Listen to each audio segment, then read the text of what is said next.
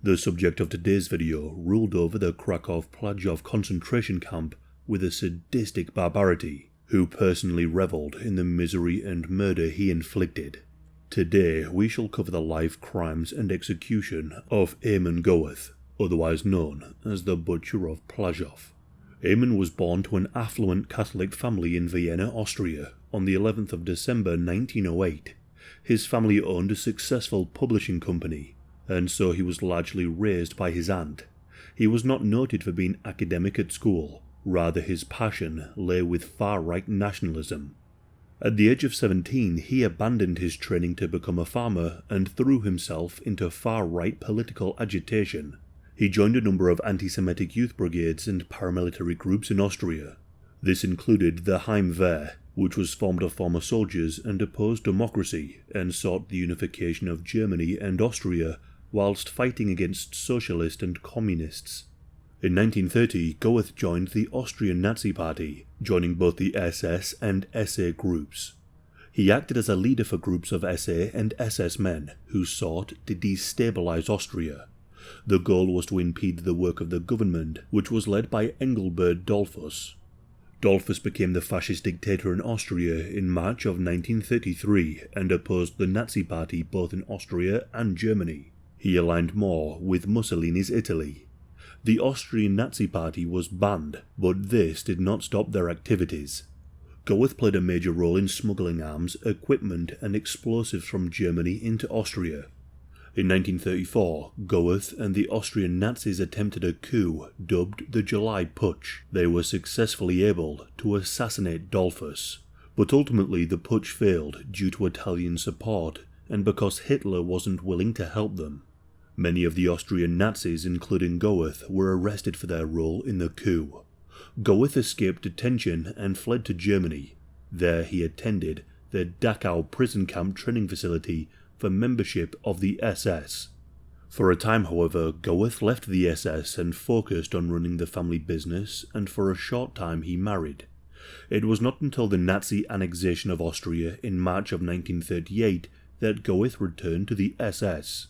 With the Anschluss, Austria was folded into the Third Reich to form the Greater Germany that Goeth had long waited for. Shortly after, Goeth remarried a woman by the name of Anna Geiger.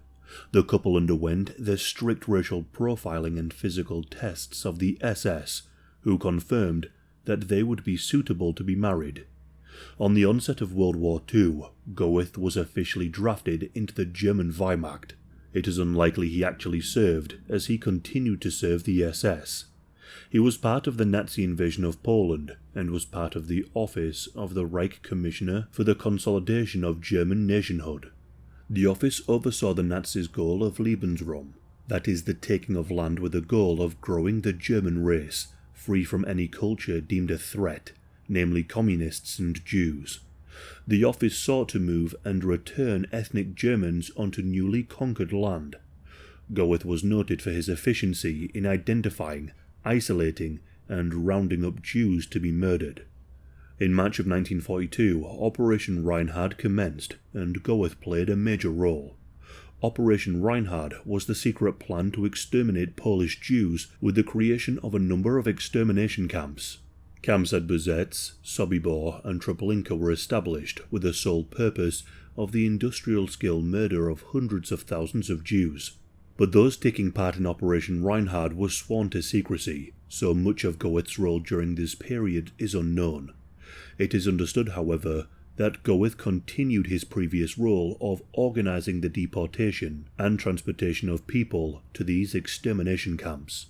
It's around this time that Goeth joined the Death's Head Brigade, the SS organization responsible for the running of these concentration camps. In February of 1943, construction began of a new concentration camp near Płaszów, a southern suburb of Kraków. The site selected included 2 Jewish cemeteries, which were built over in a mockery. Slave labor was used to construct the camp, taking around a month to complete. Jews from the nearby city of Kraków were the first to be prisoners. For those who arrived at the Płaszów camp, life would be one of hard labor and arbitrary punishment, one notable task being the breaking of Jewish tombstones to create gravel for roads. Men and women were separated. They were guarded by members of the SS Death's Head Brigade and Ukrainian volunteers who joined the Nazi cause. In addition, an internal police force was formed of Jewish inmates. These Jewish inmates were given better rations and accommodation in exchange for beating their fellow prisoners. The camp was designed for adults, though some children managed to sneak in to be with their families. The camp primarily housed Jews, though would sometimes be used as a form of re-education camp for Polish workers who failed in their duties. A separate part of the camp was to house the guards, along with a luxurious villa for Goeth and his family. Goeth had access to butlers, maids, mechanics, stable boys, all to maintain a lavish lifestyle. He would host alcohol-fueled parties and banquets, whilst the prisoners suffered nearby. For the prisoners, life was a constant struggle. Food was scarce, often working on starvation rations. Between June and July of 1943, their camps were ravaged by an outbreak of typhus. The prisoners were expected to work long hours, either toiling in the stone quarries or working in the textile factories. Those in the quarry would be worked to exhaustion and sometimes death. If a prisoner managed to escape, Goeth would have 10 prisoners randomly executed for the one who fled. For the crime of stealing food, the prisoner would be given 100 lashes. But without a doubt the worst aspect of the camp was Goeth's personal use of random violence.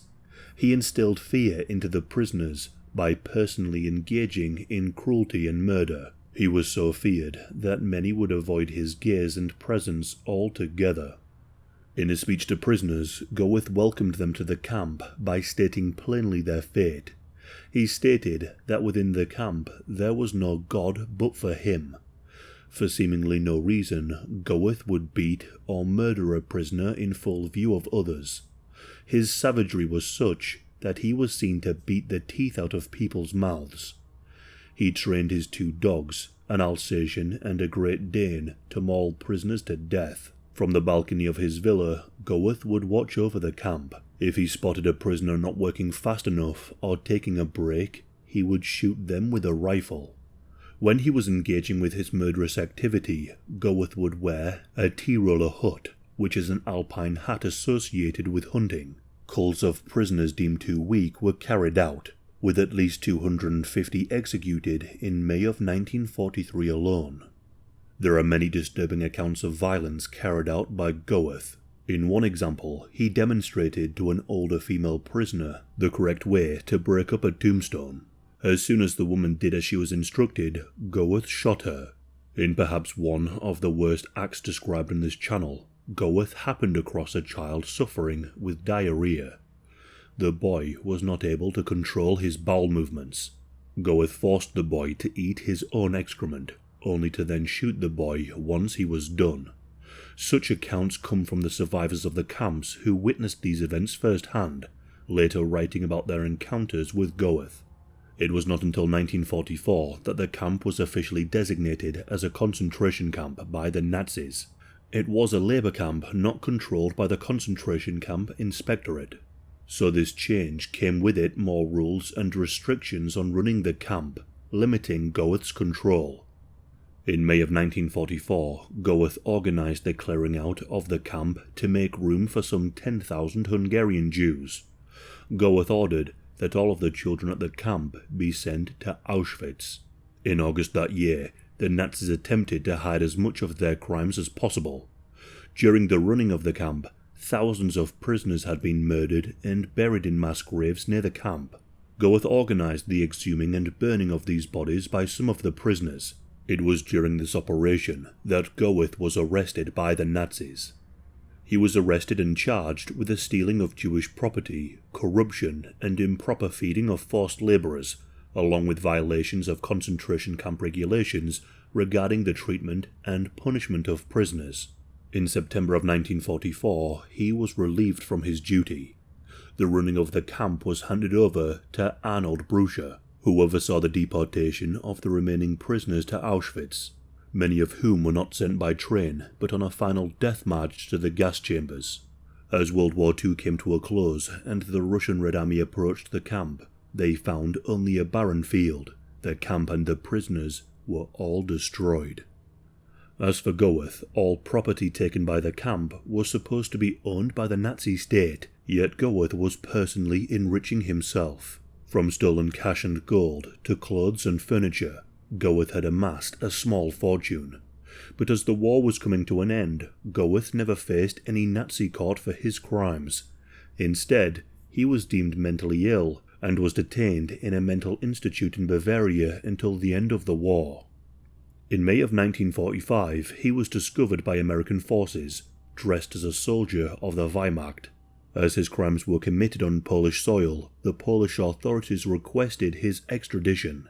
In Poland, he faced 5 charges, including the murder of 8,000 Jews, the torture and savage treatment of prisoners, and the liquidation of the Jewish ghettos. Goeth pleaded not guilty, relying on the defense that any death sentences carried out were only done so with the knowledge and authorization from his superiors. To put it simply, he said he was just following orders. Goeth was found guilty on all 5 charges, in a trial that lasted from the 27th of August until the 5th of September 1946. He was sentenced to death by hanging. His execution took place at the Monteluthic prison, which was located not too far from the camp which he ruled over. On the 13th of September 1946, he was led to the short drop gallows. With his hands bound behind his back, a noose was placed around his neck, and he stepped on the trap door. However, the executioner twice miscalculated the length needed to hang Goeth, but on the 3rd attempt he got it just right, and the execution was successful. His last words were, "Heil Hitler," before his death. Goeth would gain infamy following Ralph Fiennes' portrayal in the film Schindler's List. The industrialist Oskar Schindler established a factory near the camp, using some 1,200 prisoners of the camp. Schindler was able to bribe Goeth, allowing Schindler to save over 1,200 people from the death camps, instead sending them to work in factories. Survivors of the Płaszów camp largely came from those Jews that Schindler managed to save. Goeth's sadistic nature and the enjoyment he took in personally engaging in violence will ensure he remains one of the more despicable men in history.